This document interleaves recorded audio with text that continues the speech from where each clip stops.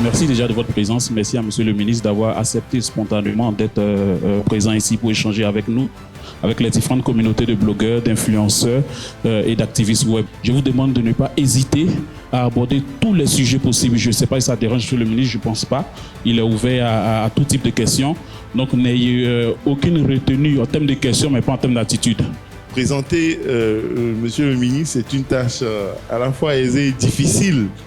Aisé parce que je crois le connaître, difficile parce qu'il y a un très long parcours qui n'est pas facile de résumer en 3 minutes comme on me l'a demandé. Encore un immeuble qui s'est affaissé hier du côté d'Angré, 8e tranche.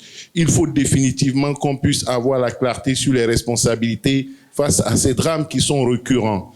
Est-ce la population qui ne respecte pas les procédures? Est-ce le ministère qui n'est pas rigoureux dans le contrôle? Est-ce la mairie qui ne fait pas le suivi idéal? Comment acquérir un titre foncier en toute sécurité? Voici les questions, entre autres, qui sont à l'ordre du jour, du débat et des échanges de ce jour avec notre invité. Chers amis blogueurs, influenceurs, journalistes, vous l'imaginez avec beaucoup de joie que je me retrouve aujourd'hui avec vous pour échanger sur les problématiques concernant les secteurs de la construction, du logement et de l'urbanisme. Beaucoup des problèmes aujourd'hui vécus par le secteur partent de l'ignorance, partent de la méconnaissance des règles ou partent de la non-application ou de la mauvaise application.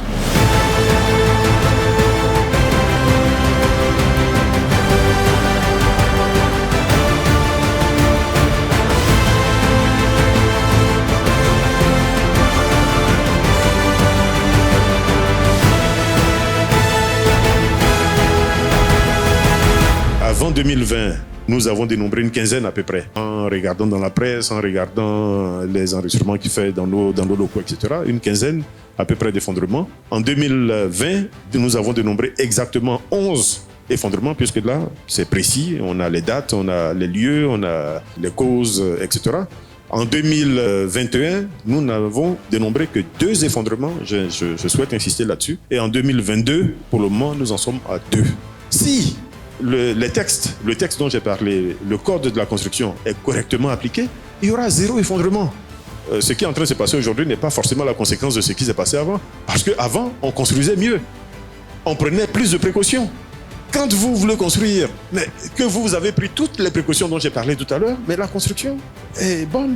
Pourquoi le Porcel 2000 est là depuis je ne sais pas combien d'années, il n'y a pas de problème? Pourquoi la Stab est là, il n'y a pas de problème? L'immeuble Siam est là, il n'y a pas de problème. Les tours Sainte-Marie sont là, il n'y a aucun problème. Les tours de la Riviera 2 sont là, il n'y a aucun problème. Voilà, mais posons-nous les bonnes questions. C'est tout simplement parce que les constructions qui sont faites actuellement ne sont pas faites dans les règles de l'art. C'est aussi simple, ne sont pas faites par des professionnels qui sont qualifiés pour réaliser ce type de construction.